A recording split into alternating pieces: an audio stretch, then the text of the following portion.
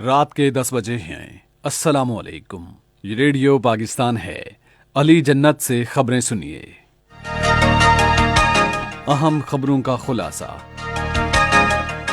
وزیر اعظم نے کہا کہ قوم کی کامیابی میں خود اعتمادی کلیدی کردار کی حامل ہے۔ وزیر خارجہ نے کہا ہے کہ انسانی حقوق اور بین الاقوامی قوانین کی خلاف ورزیوں کو پاکستان اور بھارت کے درمیان دو طرفہ معاملہ قرار نہیں دیا جا سکتا۔ وزیر اطلاعات نے کہا ہے کہ حکومت کی دانشمندانہ پالیسیوں کی بدولت تمام اقتصادی اشاریے مثبت پیش رفت اور اقتصادی استحکام ظاہر کر رہے ہیں۔ اور نئی اسلام آباد تہران استنبول مال بردار ریل گاڑی آج وفاقی دارالحکومت میں مارگلہ اسٹیشن سے روانہ ہوئی۔ اور اب خبریں تفصیل کے ساتھ۔ وزیر اعظم عمران خان نے افغانستان میں انسانی بحران کو روکنے کے لیے فوری اقدامات پر زور دیا ہے۔ انہوں نے آج تیسرے پہر اسلام آباد میں دفتر خارجہ کے افسران سے خطاب کرتے ہوئے گزشتہ اتوار کو اسلامی تعاون تنظیم کی وزرائے خارجہ کونسل کے 17ویں غیر معمولی اجلاس کی کامیابی سے انعقاد پر دفتر خارجہ کو مبارکباد دی۔ وزیر اعظم نے کہا کہ گزشتہ 3 سال میں بین الاقوامی سطح پر پاکستان کی ساکھ میں نمایاں بہتری آئی ہے۔ انہوں نے کہا کہ اب اسلامی تعاون تنظیم اور عالمی برادری نے پاکستان کے بیانیے کو تسلیم کر لیا ہے۔ وزیر اعظم نے ملکی تاریخ میں آزمائش کے مختلف ادوار میں قوم کے عزم کی تعریف کرتے ہوئے کہا کہ قوم کی کامیابی میں خود اعتمادی ایسی خوبی ہے جو مشکل وقت میں مشعل راہ ثابت ہوتی ہے۔ صدر ڈاکٹر عارف علوی نے پرامن معاشرے کے لیے حضور اکرم صلی اللہ علیہ وآلہ وسلم خاتم النبیین اور حضرت عیسیٰ علیہ السلام کی تعلیمات کے مطابق تمام انسانیت کے لیے امن اور محبت کے پیغام کو فروغ دینے کی ضرورت پر زور دیا ہے۔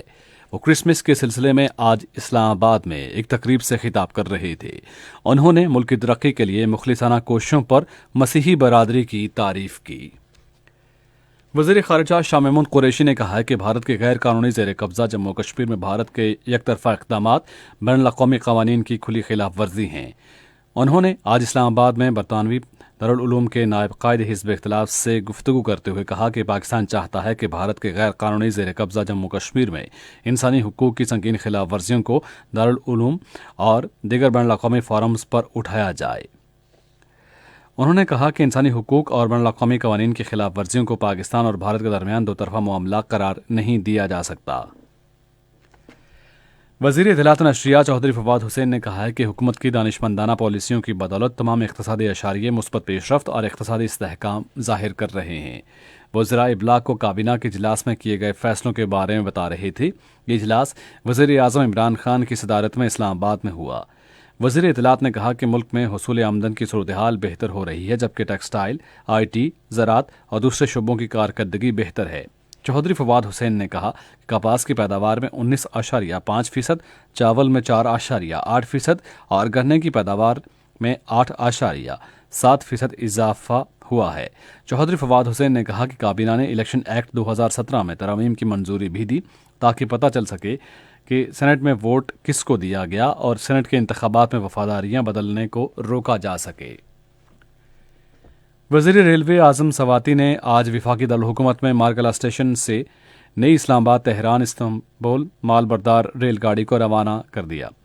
یہ مال بردار ریل گاڑی 26 بوگیوں پر مشتمل ہے اور ہر بوگی میں 23 ٹن سامان لادا گیا ہے۔ اس مال گاڑی کا سفر 6500 کلومیٹر طویل ہے، جس میں سے 2570 کلومیٹر ایران، 2000 کلومیٹر ترکی اور تقریباً 1900 کلومیٹر سفر پاکستان میں ہوگا۔ اس موقع پر گفتگو کرتے ہوئے اعظم سواتی نے کہا کہ اس مال گاڑی کے ذریعے ایران، پاکستان اور ترکی پر مشتمل اقتصادی تعاون تنظیم کے ممالک کے درمیان روابط کو تقویت ملے گی، جس کا مقصد علاقائی روابط اور تجارت کو مضبوط بنانا ہے۔ الیکشن کمیشن نے ووٹر فہرستیں برائے سال 2021-22 کے جائزے کے لیے ووٹوں کے اندراج اور جانچ پڑتال کی گھر گھر مہم میں اس ماہ کی 31 تاریخ تک توسیع کر دی ہے۔ زیادہ سے زیادہ لوگوں کو اپنے ووٹوں کے اندراج اور جانچ پڑتال کے لیے سہولت دینے کے لیے مہم میں توسیع کی گئی۔ کمیشن نے اپنے ووٹ کے بارے میں آسانی سے معلومات حاصل کرنے کی غرض سے لوگوں کے لیے 8300 پر SMS سروس بھی مفت کر دی ہے۔ اور انسداد منشیات فورس نے اسلام آباد میں موٹر وے ٹول پلازا کے قریب ایک کارروائی میں 2 گاڑیوں سے منشیات برآمد کر لی۔ ANF کے مطابق برآمدی منشیات میں 63 کلو سے زائد حشیش اور 30 کلو افیون شامل ہے۔ فورس نے 7 افراد کو گرفتار کر کے مزید تفتیش کے لیے انسداد منشیات ایکٹ کے تحت مقدمہ درج کر لیا ہے۔ خبریں ختم ہوئی۔ مزید خبروں اور تجزیوں کے لیے آئیے ہماری ویب سائٹ پر radio.gov.pk